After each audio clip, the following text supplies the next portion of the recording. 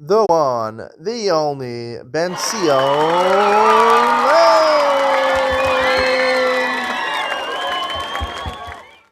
Okay, good evening and welcome to Yeshiva YouTube, Just Daf It. Today we're doing Sotah, Daf Ted Vav number 15. A great cheer for you tonight. I'm exhausted after 8 days of Pesach and 5 days of Shabbos and Yantav. Out of those 8 days of Pesach, crazy.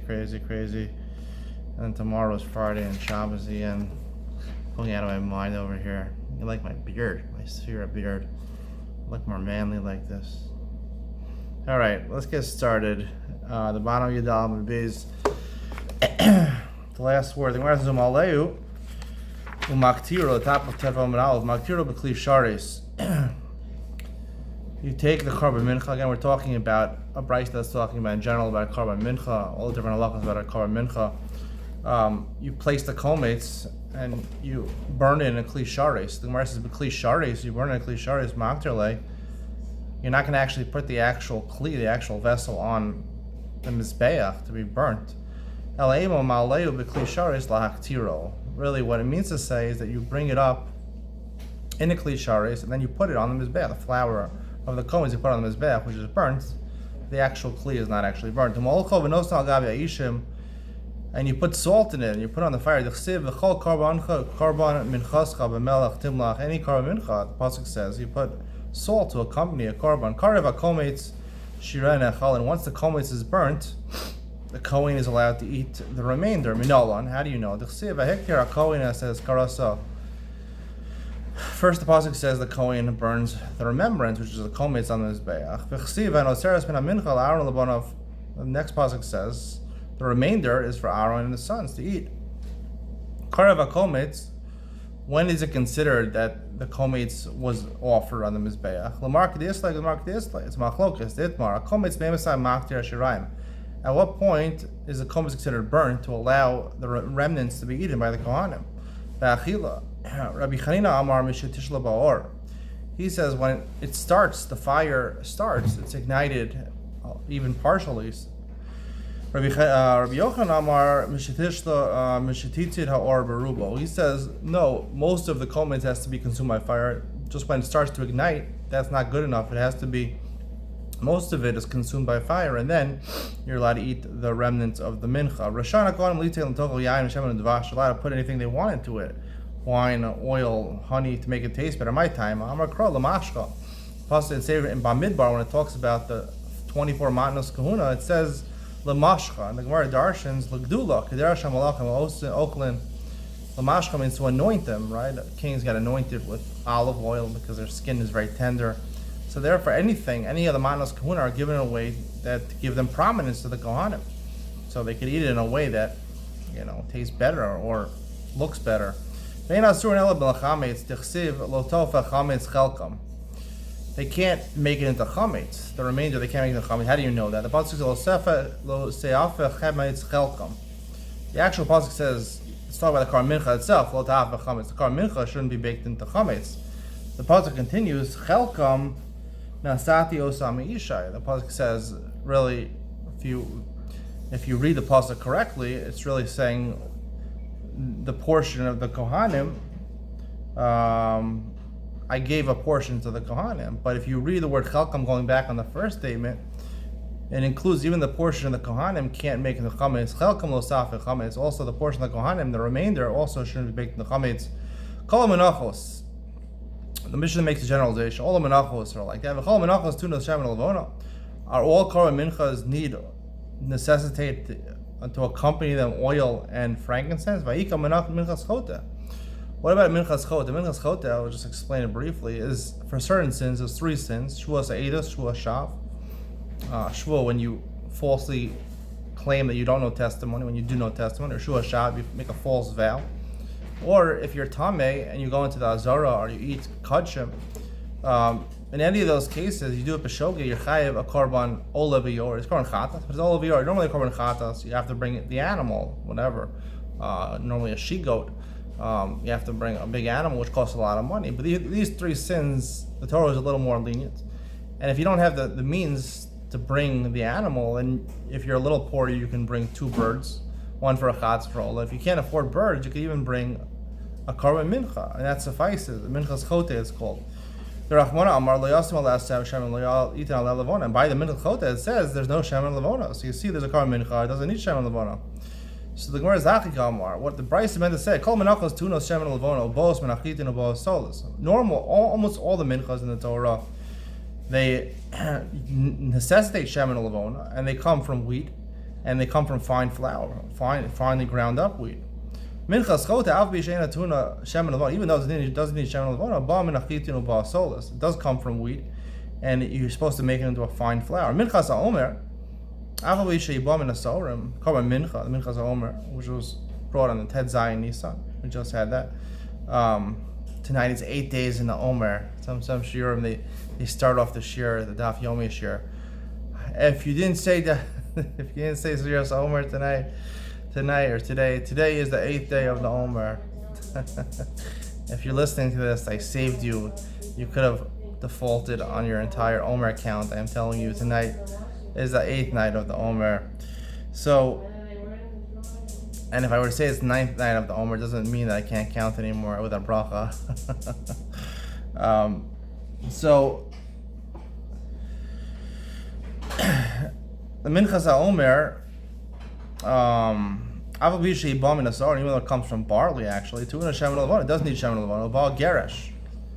However, it comes crushed up. The Minchas Sotah is the weakest of all the korban mincha. It doesn't need shem and levona. Ba minasor, and it comes from barley. Ba kemach. It comes with flour, which is not completely crushed. Tanya, Amar b'shimon bedinhu shtei minchas choteh tuna shem and levona. Really, the minchas choteh should need shem and levona. Shlei choteh niska. This is a concept found throughout Shas. The Torah says if you sin, you shouldn't profit in any way. So you shouldn't profit. Similarly, the Gemara means to say you shouldn't profit monetarily over here. By not necessitating shem and levona. It costs money to buy oil and to buy the frankincense. I don't know exactly what frankincense is. Some sort of spice you get in the spice section of the supermarket. Generally, these things are considered to be expensive. They're considered to be expensive, and lo yechot in iskar, you shouldn't get a bargain. But it's hard to understand that over here because the whole point of the Minchas Choteh is that the Torah had dispensation for a poor person. They allowed a poor person to do less than a rich person over here because they need to save money. So it's hard to understand what the Gemara is saying over here. In this instance, at least, the whole point of the Torah is to make it cheaper for the person. It makes sense to make it cheaper for the person. In this case, at least, I will explain this Gemara with a new perspective and Iyud Ben Sion try to make sense of this Gemara. Why is it not need? The reason you don't need Shem and Levona by Minchas Sotah is because he's a sinner. You don't want his korban to be fancy. It makes him feel good if his korban is fancy. A regular chatas, if you violate Shabbos, for example, b'shogeg, you bring a chatas, which is from an animal, right? It should need nesachim. Nesachim are wine libations that accompany it. You shouldn't profit by not needing them. Why is it not needed? This korban shouldn't be fancy, so the Torah doesn't necessitate it. However, when a Mesorah ends his saras, he brings a chatas and an asham. And those do need nesachim. They're accompanied by wine. Normal korbanos are they're accompanied by wine libations. It's an exception when they're not, but those do need. The fish ain't boy and alachet. They don't come for the sin. Aini says true. Amar b'shloim rachmeni.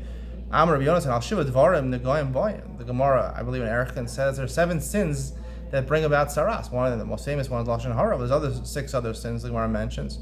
So you see that saras comes on account of a sin. So the chatz and ashram should be to mechaper for that sin, seemingly. Amar Rabbi Yonasan al shiva hasa minigi udiich parle. The Gemara says no. The person is nischaper, the person gets cleansed from his sins from the actual saras. Saras is a punishment. You have leprosy on your body, or you have some lesions on your body, you don't look good, you don't feel good. That's the punishment.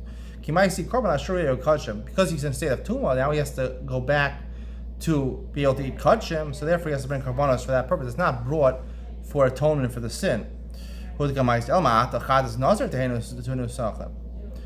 A korban, nazir, what do you mean a korban chatas? Like we learn Masechtas Nazir, he's tamei, he brings a korban chatas, right? and even he completes a Vitari, also brings a carbon chatas, right? It also shenina sachel v'shena ba al chet. It's not coming for a chet seemingly. The Gemara says no, and it does necessitate it. The Gemara says savarlach a kafar. Sorry, it doesn't need a carbon. The chatas of a nazir does not need nesachim. The Gemara says savarlach a kafar damar nazir. Now, michotil, like we learned throughout Maseches Nazir, the opinion of Lezer HaKapar, that a Nazir, by taking on himself an extra restriction not to be able to drink wine, is sinning. And even if he completes it, he's still sinning, and he doubles his sin if he becomes Tameh. So therefore, the Chata is both brought by a Chata, the Nazir Torah and a Nazir Tameh is for a sin, and therefore does not need a Sachem, because the Korban shouldn't be Mahudr.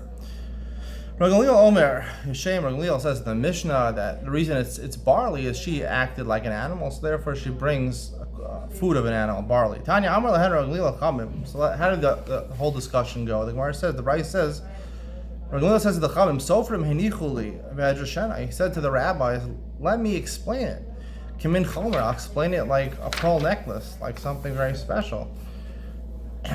Top of Tedvum and Abbez, the Shamilar Meir, the Kalmar, Hiachilaso, Madani Olam, Laficha Kavan Michael Behema. Right, we learned elsewhere in the Masechta a different explanation why it's barley. She is like Mida Kneg Mida. She fed the adulterer great food, culinary delights. So therefore, Mida Kneg Mida, when she's disgraced, she has to use the worst of foods, barley.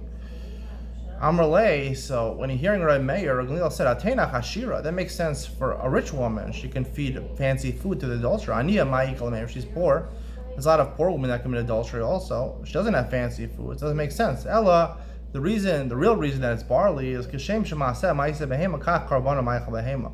She acts like an animal, therefore the korban she brings is Sa'orim, which is usually used for the food of animals. So you're eating a cholent on Shabbos and you have that barley that you love. Just think about it. This is Michael Behema. That's why I stopped eating cholent on Shabbos. I'm not an animal. I'm a human being. Mishnah says, yeah, maybe Fili Shalcheres. V'nosin l'socha chasi log mayim in akior.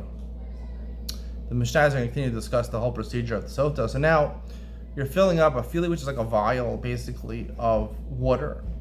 The vial is made out of earthenware. V'nosin l'socha chasi log mayim. Chatzi log mayim is double a revius. There's revius halog. Let's say 3 ounces. Chatzi log would be 6 ounces. You put water in min akior. Akior is the main urn they had in the Beis HaMikdash.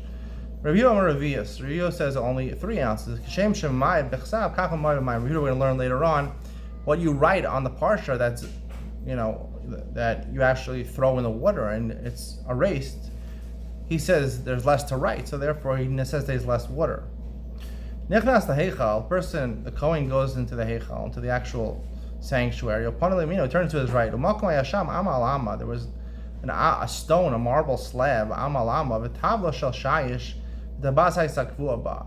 The whole floor of the heichal was marble tiles. This one happened to have a ring on top of it, so you can pick it up and reveal the earth underneath.